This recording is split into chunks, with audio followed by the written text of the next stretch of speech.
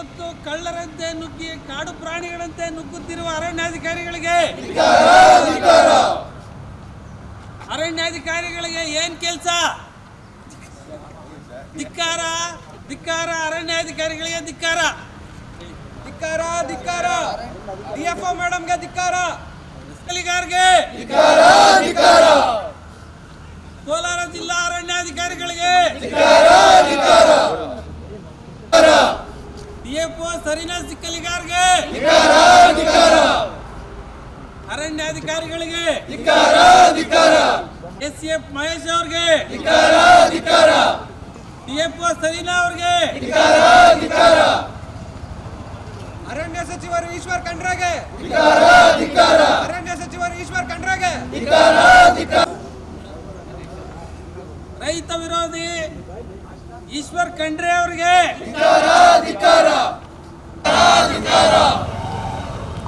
ಈಶ್ವರ್ ಖಂಡ್ರೆ ಅವರಿಗೆ, ಗೂಂಡಾ ಅರಣ್ಯಾಧಿಕಾರಿಗಳಿಗೆ,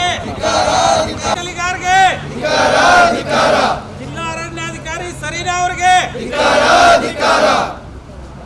ಈಶ್ವರ್ ಖಂಡ್ರೆ ಅವರಿಗೆ,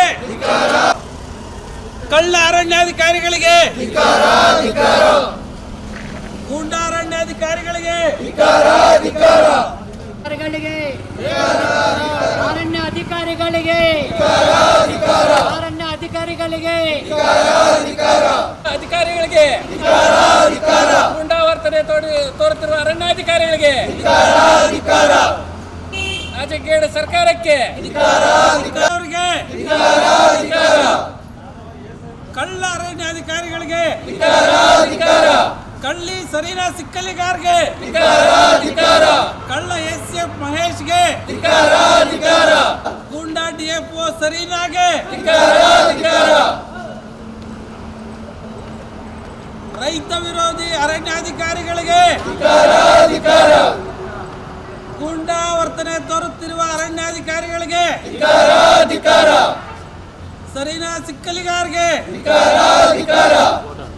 ಯಾವ ಪರಿಸ್ಥಿತಿಗೆ ಬಂದಿದ್ದಾರೆ ಅಂತಂದ್ರೆ ಸುಮಾರು 10,000 ಎಕರೆನ ಅರಣ್ಯಾಧಿಕಾರಿಗಳು ಕಾನೂನು ವಿರುದ್ಧ ರೈತರಿಗೆ ಮಂಜೂರಾಗಿರೋಂಥ ಗೋಮಾಳದಲ್ಲಿರೋಂಥ ಭೂಮಿನ ಕಸಿದು ಎಲ್ಲವರೆಗೂ ಹೋರಾಟ, ಎಲ್ಲವರೆಗೂ ಹೋರಾಟ, ಅರಣ್ಯ ಅಧಿಕಾರಿಗಳಿಗೆ, ಅರಣ್ಯ ಅಧಿಕಾರಿಗಳಿಗೆ ಒಂದು 3-4 ದಿವಸದಿಂದ ಜಿಲ್ಲಾ ಅರಣ್ಯಾಧಿಕಾರಿಗಳಾದಂಥ ಸರೀನಾರವರು ಒಂದು ಪ್ರೆಸ್ ಮೀಟ್ ಕರೆದಿದ್ದಾರೆ. ಈಗಾಗಲೇ 3,000 ಎಕರೆ ಭೂಮಿನ, ಗೋಮಾಳದಲ್ಲಿರುವಂಥ ಭೂಮಿನ ತಮ್ಮ ವಶಕ್ಕೆ ಪಡ್ಕೊಂಡಿದ್ದೀನಿ ಅಂತ ಹೆಮ್ಮೆಯಿಂದ ಹೇಳ್ತಾ ಇದ್ದಾರೆ. ಅಂದರೆ 3,000 ಎಕರೆ ಭೂಮಿ ರೈತರಿಂದ ಪಡ್ಕೊಂಡಿದ್ದೀವಿ, ಅವರು ಕಾನೂನು ಬಾಹಿರವಾಗಿ ಅರಣ್ಯ ಇಲಾಖೆ ಜಮೀನಲ್ಲಿ ಇದ್ದೀನಿ ಅಂತ ಹೇಳ್ತಾ ಇದ್ದಾರೆ.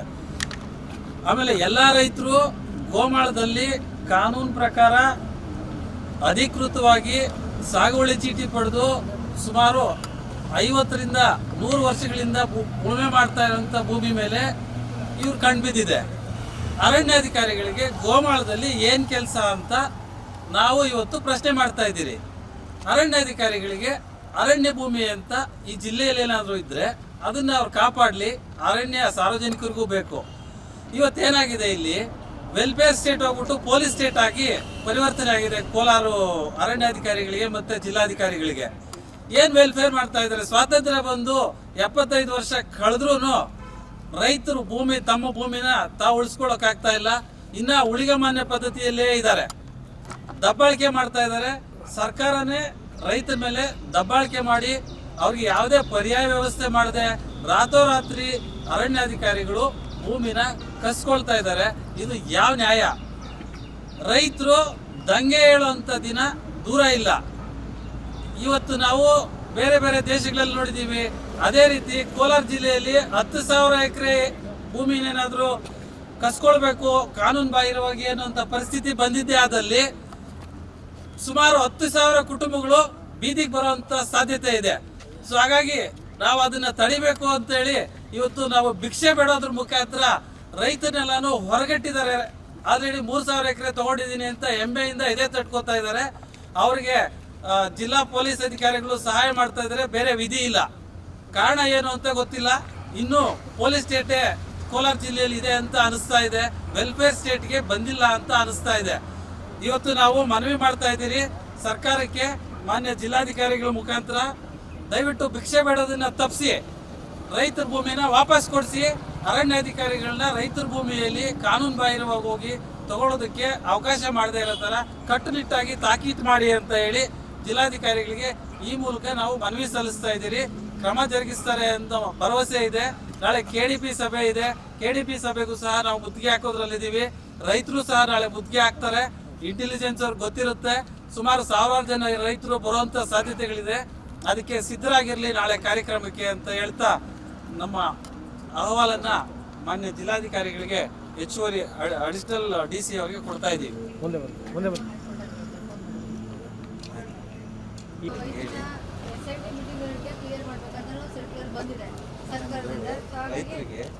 ರೈತರಿಗೆ ಪರ್ಯಾಯ ವ್ಯವಸ್ಥೆ ಕಲ್ಪಿಸಿ ಬೇರೆ ಭೂಮಿ ಕೊಡಿ. ನೀವು ಸಾಗುವಳಿ ಚೀಟಿ ನೀವೇ ಕೊಟ್ಟಿದ್ದೀರಿ. ನಿಮ್ಮ ಸಾಗುವಳಿ ಚೀಟಿ ನೀವು ಅನ್ನ ತಿನ್ನಿ ಅಂತ ತಟ್ಟೆಯಲ್ಲಿ ಕೊಟ್ಬಿಟ್ಟು ಕುತ್ತಿಗೆಗೆ ನೇಣು ಹಾಕಿದ್ರೆ ರೈತ ಏನಾಗಬೇಕು? ಆಮೇಲೆ 10,000 ಎಕರೆ ಅಂದರೆ ಇವತ್ತು 10,000 ಕುಟುಂಬ ಅಂತ ತಿಳ್ಕೊಬೇಕು. ಒಂದು ಕುಟುಂಬದಲ್ಲಿ 4-5 ಜನ ಇರ್ತಾರೆ. ನನ್ನ ಪ್ರಕಾರ 10,000 ಎಕರೆ ಭೂಮಿಯಲ್ಲಿ ಒಂದು 6,000 to 8,000 ಎಕರೆ ಭೂಮಿ ದಲಿತರದಿರುತ್ತೆ. ದಲಿತರ ಭೂಮಿನ ಕಸ್ಕೊಂಡ್ಬಿಟ್ರೆ, ದಲಿತರಿಗೇನೆ ಭೂಮಿ ಕೊಟ್ಟಿರ್ತಾರೆ ಗೋಮಾಳದಲ್ಲಿ ಜಾಸ್ತಿ. ಆ ಭೂಮಿನ ಇವರು ಕಸ್ಕೊಳ್ಳೋದಾದರೆ ಅವ್ರು ಹೆಂಗೆ ಬದುಕ್ತಾರೆ?